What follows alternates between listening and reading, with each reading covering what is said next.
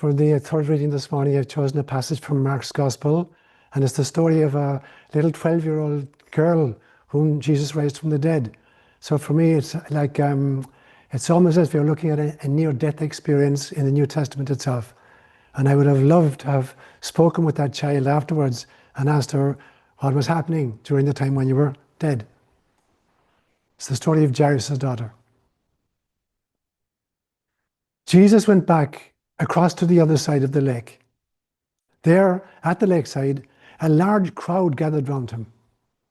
Jairus, an official of the local synagogue, arrived, and when he saw Jesus, he threw himself down at his feet and begged him earnestly, "My little daughter is very sick. Please come and place your hands on her so that she can get well and live." Jesus started off with him. So many people were going along with Jesus that they were crowding him from every side. Then some messengers came from Jairus' house and told him, "Your daughter has died. Why bother the teacher any longer?" Jesus paid no attention to what they said, but told him, "Don't be afraid, only believe." Then he did not let anyone else go on with him except Peter and James and his brother John. They arrived at Jairus' house, where Jesus saw the confusion and heard all the loud crying and wailing. He went in and said to them, "Why all this confusion? Why are you crying? The child is not dead, she's only sleeping." They started making fun of him, so he put them all out, took the child's father and mother and his 3 disciples, and went into the room where the child was lying. He took her by the hand and said to her, "Talitha kum," which means, "Little girl, I tell you, get up." She got up at once and started walking around. She was 12 years old. When this happened, they were completely amazed. But Jesus gave them strict orders not to tell anyone, and he said, "Give her something to eat." These are words inspired by God. So we got some newcomers with us this morning. So normally I take a theme for a month, and for the first 2 Sundays of the month I develop the theme. And then on the 3rd Sunday, I do a recap of the theme and then open up to Q&A. So that's typically what I do in a month. But in June, I was on staycation. I had family visiting me from Ireland. And so for the 4 first Sundays of June, I wasn't with COJ. And so today is the 5th Sunday. And so because it's the 5th Sunday, I want to do what I call a one and done. It's a basketball term, just one Sunday to deal with this particular theme. And the theme I've chosen is, I want to look at what I consider the difference between encountering Jesus and meeting Jesus. Because not everybody who encountered him actually met him.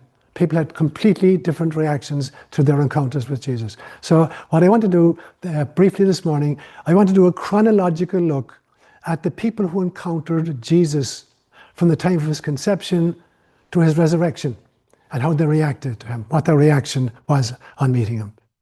And then the last 15 minutes, I actually want to read a fictional story based on biblical characters that I actually wrote 40 years ago when I was still living in Kenya. It has to do with Jairus. And it speaks to the issue of the difference, the huge difference between encountering Jesus and really getting him. So that's how I'll finish the homily today. So let me do a quick chronological walkthrough of the life of Christ, the people he encountered and what their reactions to him were. So the first group I call the pre-birth encounters. So you have the great story of the angel Gabriel coming to Mother Mary and inviting her to be Theotokos, a Greek term meaning to be a God carrier, to be the mother of the Mashiach. Now the truth is, every single one of us is given that same invitation. Every human being who encounters coming back to planet Earth is given the invitation of being a mother of God, that we're here to give birth to God.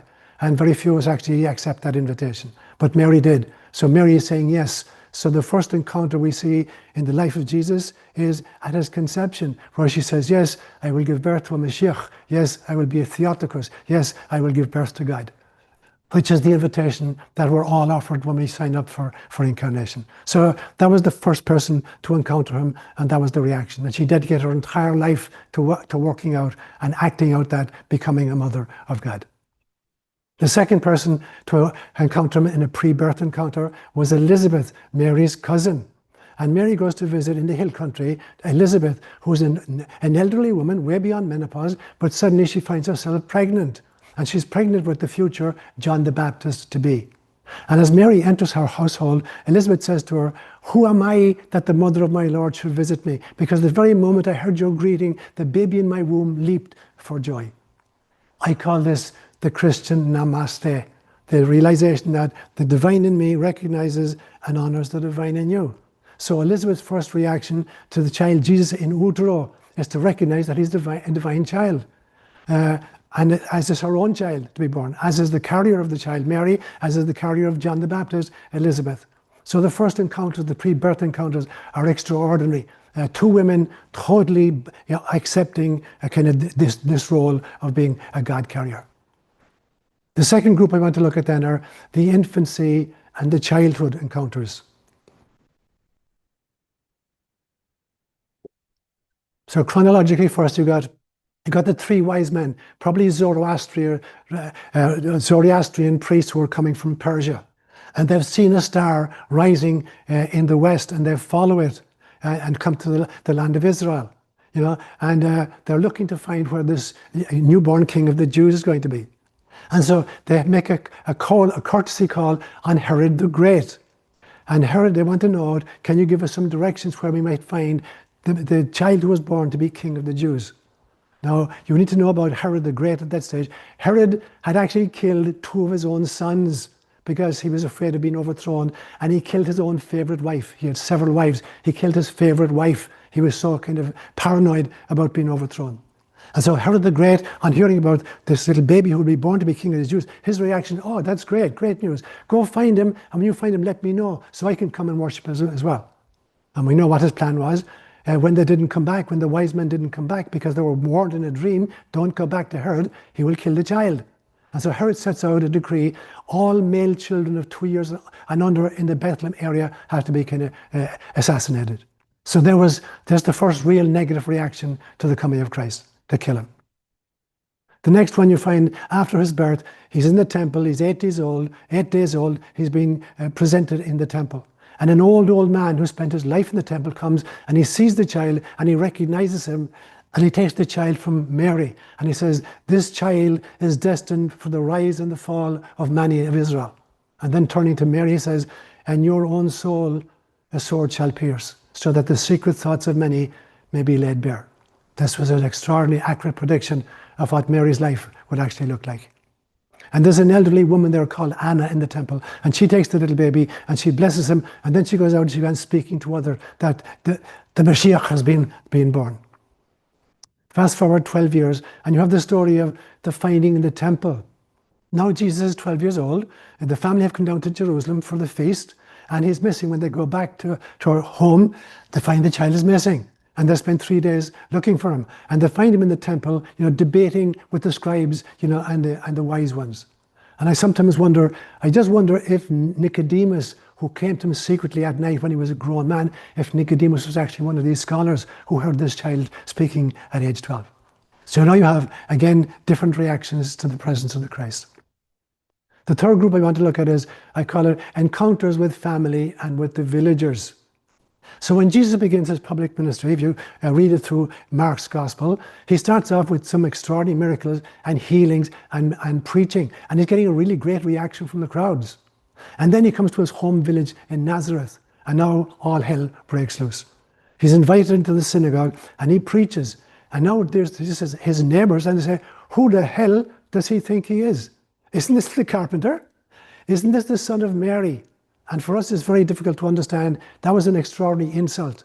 To identify a boy as the son of his mother meant that he was illegitimate. There's a term in Hebrew for it called mamzer. So they're really saying, this bastard, carpenter, who the hell is he to talk to us? Don't we know his family? Aren't his brothers here? James and Joseph and Judas and Simon, aren't his sisters here? And then his family get in the act, and they think he's flipped his lid. And so you find in Mark's Gospel, chapter 3, verse 21, his family thought he was gone mad, and they came to take him by force because he was destroying the family's good name. And he refuses to meet with them. So they come back 10 verses later, Mark chapter 3, verse 31, and they bring his mother with him, hoping that she'll persuade him to come to his senses.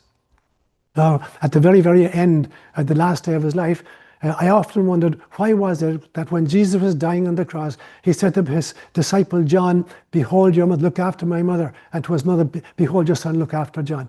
Why was he giving his mother into the charge of John, even though John was a disciple? And the reason was, none of his family believed in him. None of his sisters, none of his brothers believed in him. They're not present there. And so the only way he can make sure his mother's looked out for is looking to somebody who had the fidelity to stay with him. Now, his family, they didn't join the movement until they actually had post-resurrection encounters with him. And that talks to me of the reality of Christ's resurrection, that now even his family members who thought he was mad, they encountered him in his post-resurrection appearances, and now they know he's for real. And what will happen, his brother James will now take control of the Jesus movement. He'll be in charge. And then he himself will be martyred 9 years later in 42 AD. Next, I want to look at some of the encounters with apostles and disciples. And again, you've got a whole bunch of responses to these encounters with Jesus. You have the apostles arguing among themselves, who's going to be the minister for education, who's going to be the minister for defense, who's going to be the minister for health in this new regime when Jesus becomes the king of Israel. So they're arguing about their positions. So they're not so much focused on the message of Jesus or the personality of Jesus, only that he's an opportunity for them to get promoted. And they're arguing about which of them is actually going to be the greatest. Who'll be the first, who'll be the prime minister in this new government. And then you have James and John coming. In one version, they come to him personally. And in another version, it's their mother who comes to him and says, "You've got many disciples, but you've got my two sons, James and John. And so, when you come into your kingdom, I want one of them to sit on your right hand and the other to sit on your left hand." So that was her agenda for him. Peter tells Jesus at some stage, when Jesus talks about his coming death, Peter says, "God forbid, don't even talk about it. You're not going to die. You're going to be the king of Israel." And Christ has said a very strong thing to Peter. He says, "Get behind me, Satan, because the way you think is not the way God thinks." And then you have Judas, one of the inner circle, the 12, who betrayed Jesus with the most vicious of all signs, a kiss, an embrace, a sign of love that betrayed him.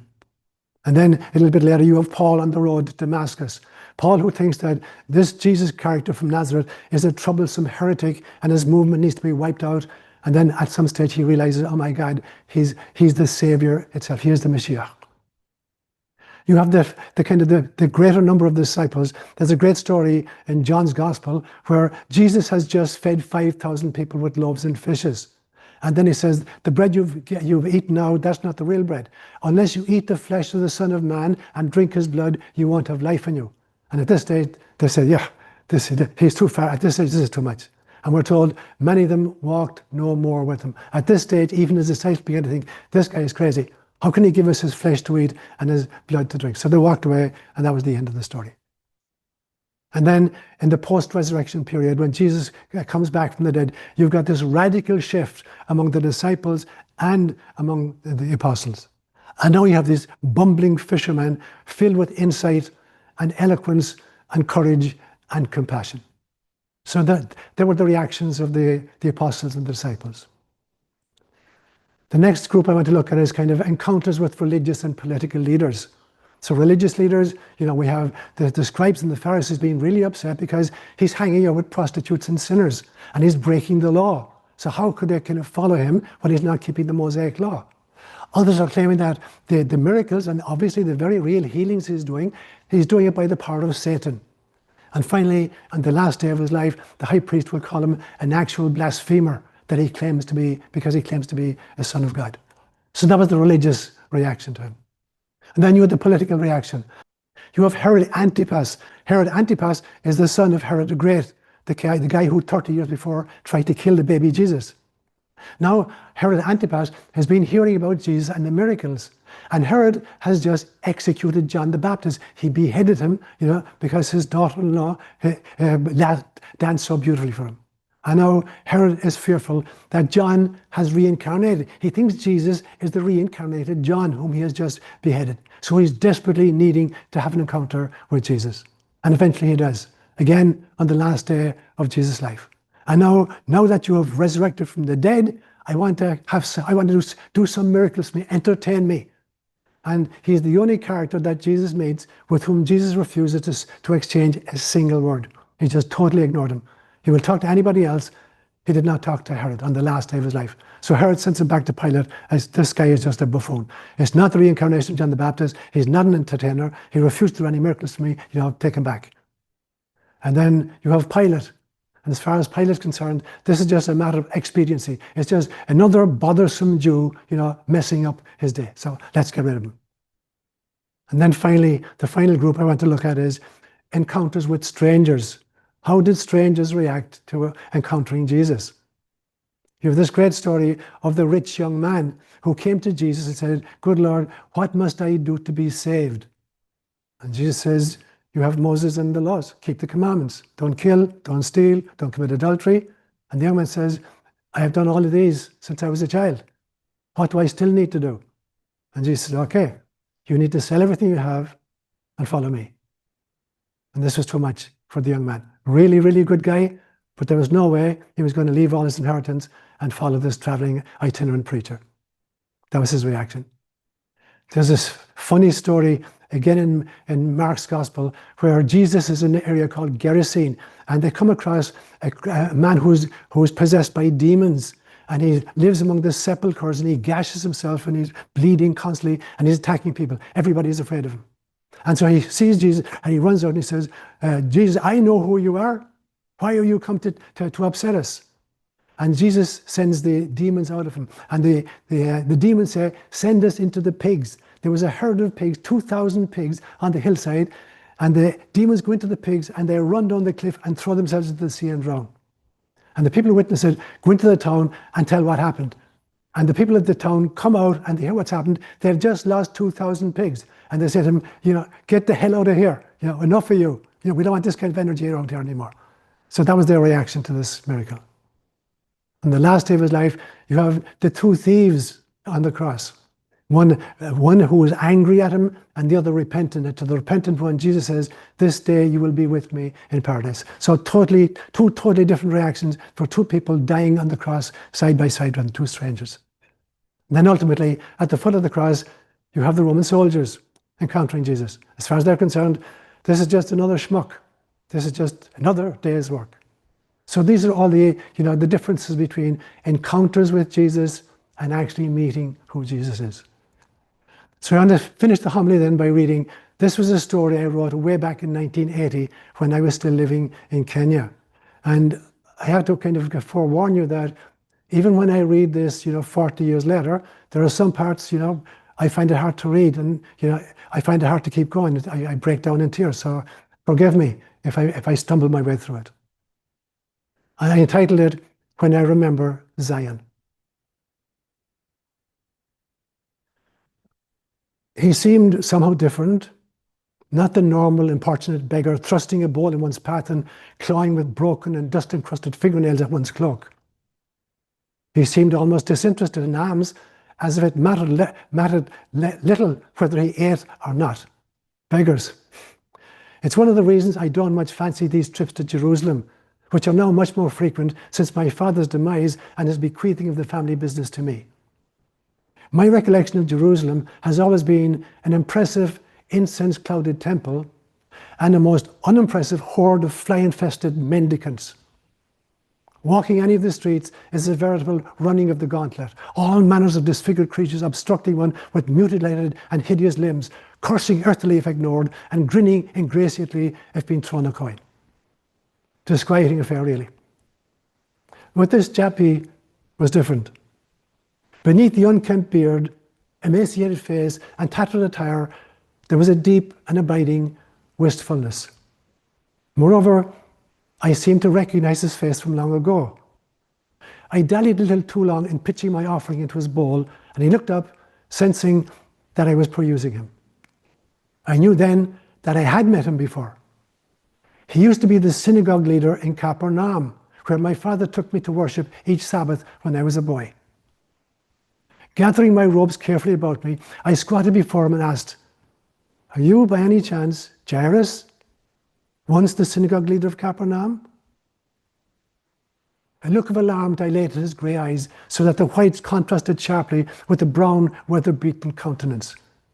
I held his gaze relentlessly until he lowered his head in shame and whispered, "I am he." A memory of two noble and dignified men greeting each other each Sabbath flashed across my mind. For my father's sake, I proffered my hand and I pulled him to his feet. "Come," I said, "tonight you will lodge with me." We looked a peculiar pair as we made our way towards the inn where I normally lodge. Other beggars eyed him, some with envy, some with admiration, at having found a patron. After the evening meal, we sat by the fire. There were no other guests, and his eyes glazed over as waves of melancholy memories swept through him. Without any bidding, he turned to me and began to tell his story. "I am Jairus, and I was once the synagogue leader at Capernaum. I was married, and my wife Veronica and I had one child, a girl. At the mention of the child, large tears rolled down his cheeks, and he was unable to proceed for several minutes.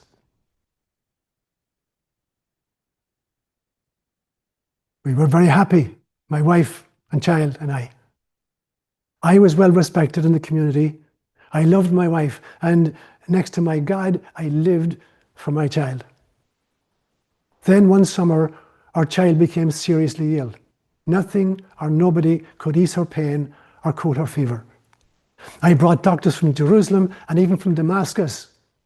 But having first secured their fees, they all professed themselves unequal to the task of curing her. I became frantic.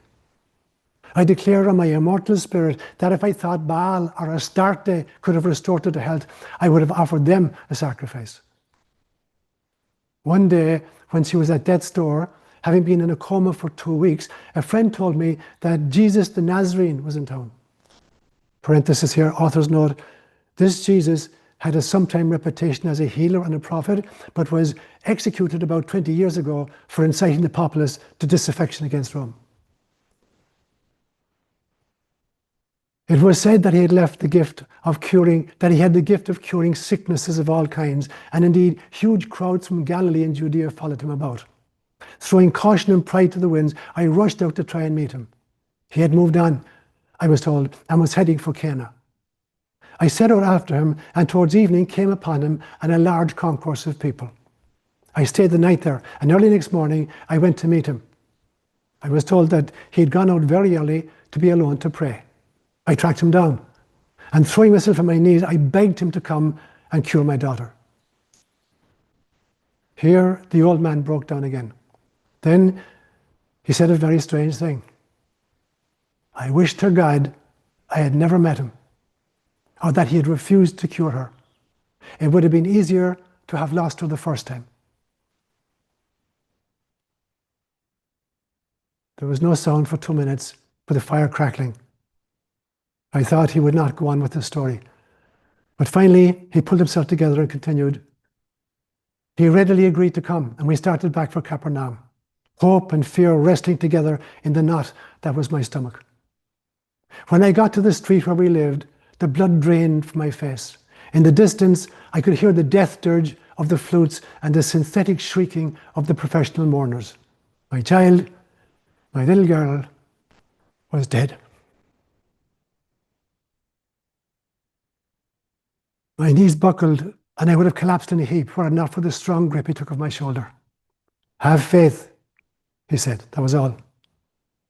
Somehow, it didn't seem like a pious platitude. We walked on. When we arrived at the house, my wife was sitting outside, gazing into the distance and seeing nobody. She couldn't cry. She couldn't speak. She couldn't even feel. The mourners seemed to be enjoying their work. No doubt they wanted to impress their employer and be sure of their remuneration. He raised his voice and said to them, "What business have you here? The child is not dead, but sleeping." The caterwauling ceased, and a torrent of abuse took its place. The stupidity of his assertion, coupled with the suspicion that we were trying to cheat them out of their money, lent volume and viciousness to their vitriol. He simply pointed to the front door, and such power and authority flashed from his eyes that the entire group, with very subdued mutterings, packed their instruments and hurried out. An eerie silence descended on the house. so intense that it jerked my wife to attention. He said, "Show me where the child is." Veronica led the way. When I saw my little girl lying ashen-faced and cold, her pink lips frozen into immobility, I wanted to swear at God for his cruelty. Then the Nazarene walked to the bed and took the lifeless hand in his. "Little girl," he said, "arise." I could not believe it. Her eyes fluttered open, and they looked long, intently into his. I could see that he was smiling, and she, too, began to smile, white pearls in an oyster shell of red. He drew her gently to her feet and said, "Go and greet your mommy and daddy." Veronica fell to her knees and wrapped her arms about our child, weeping uncontrollably. It was now my turn to be frozen into action. When I recovered, he was gone. But I was to meet him twice again, unfortunately. He kicked at a flaming ember that had fallen out of the fire, sighing deeply, and then he continued, "That very week, a letter arrived from Jerusalem. Apparently, one was sent to all the synagogues in Galilee and Judea, warning us about this Jesus, his total disregard for the customs of our ancestors, his flagrant breaches of the Sabbath rest, and his cures and miracles which were worked through the power of Beelzebul." Needless to say, I was shocked. Shocked that I had entertained such a fellow. Shocked that the demonic power of him was the reason for my little daughter's vigorous new health. The letter concluded by admonishing all officials that the man Jesus was, under no circumstances, to be invited to or even allowed into any synagogue. Anybody disregarding this decree was himself to be banished from the synagogue. I showed the letter to my wife, and as she read it, all hell broke loose. She called the Sanhedrin a bunch of fools and the high priest a blind leader of blind followers. Her voice rose to hysteria, and clasping her beloved child, she said, "That man is the anointed of Yahweh. He is everything that Isaiah prophesied he would be. And you, the shepherds of Israel, you want to ostracize him, as you did all the prophets? You judges unto darkness, you will sacrifice love and mercy and compassion for stifling man-made precepts? Could you not feel the power and the gentleness of him? Is your male heart and your male head so hard and so dense that you couldn't bathe in the healing mercy that radiated from him? Is our little girl not a living proof that Yahweh is with him? Or would you prefer the self-righteous babbling of those dithering, decrepit old fogies in Jerusalem?" At length, her hysteria subsided, and she began to plead with me. "Jairus, I beg you, do not bar this holy man from the synagogue. Let him help others as he has helped us. You owe him that, at least." But I had made up my mind. "Veronica," I said, "remember that the enchanters of Egypt produced signs and wonders in the sight of Moses and Aaron at the bidding of their Pharaoh. Do not be deceived." With many other passages of Scripture, I showed her how Satan can deceive even the elect. She made no reply, but I sensed that a rift had developed between us, and I was very frightened by it. For 9 whole days, she never spoke a word.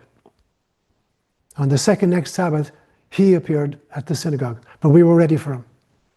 Tactfully, and with as little fuss as possible, I told him he was no longer welcome. In fairness, he took it like a man. He turned on his heel and wordlessly walked away. Just then, I caught Veronica's eye. She looked at me as if I were a stranger. When I got home that evening, she was gone. So was the child. For 3 days, I was too ashamed to ask anybody if they had news of her.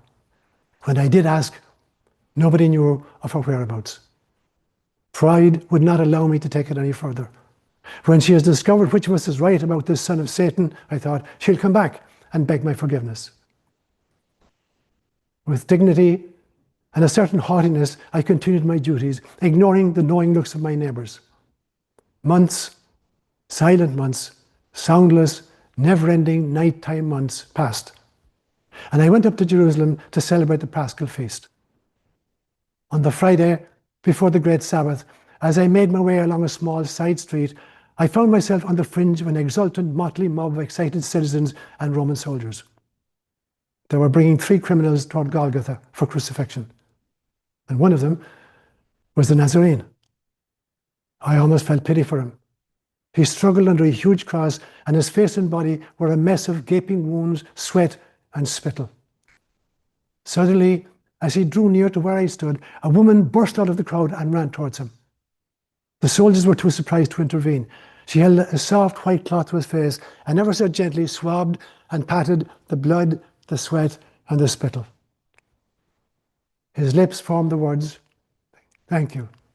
And then the soldiers prodded him forward with their spears. She turned to follow his progress, and I found myself looking into the face of Veronica, my wife. It was as if she never saw me. Slowly, she turned away and began to walk after him. I was rooted to the ground. When I got control of myself, I too followed the crowd. By the time I reached Golgotha, the crosses had already been erected, and he was hanging grotesquely from the center one. The soldiers kept the mocking, jeering multitude at bay, but a little group of people was standing at the foot of his cross. Veronica was among them. And by her side, her little upturned face bloated with crying, was my child. I edged nearer and found she was speaking to the figure on the gibbet. "Jesus, thank you for saving my life. If I were a man, I would fight these soldiers and save your life. I love you. I really love you." I would give anything to have her say those words to me, but she never will. I turned and ran from that place, ran and got so drunk that the feast was long since finished when I sobered up. I've never seen my wife since then. I've never seen my child since then. If she is still alive, she's 30 years old. I have never been back to Capernaum since. I have never been in a synagogue since. I beg alms within a stone's throw of the temple, but I have never been inside it since. I know not if Yahweh dwells there anymore, and I care less. I have lost my wife, I have lost my child, I have lost my faith, and I have lost all hope. Only one emotion survives in me: hatred. I hate that Nazarene who gave my daughter life and took away her love. Would that he had failed to revive her. I would have a tomb to visit, a loving wife for us to comfort each other, and the memory of a tousle-headed child clambering into my lap. No, there is nothing. He got to his feet, and despite all my protestations and pleadings, he disappeared into the night. I never laid eyes on him again.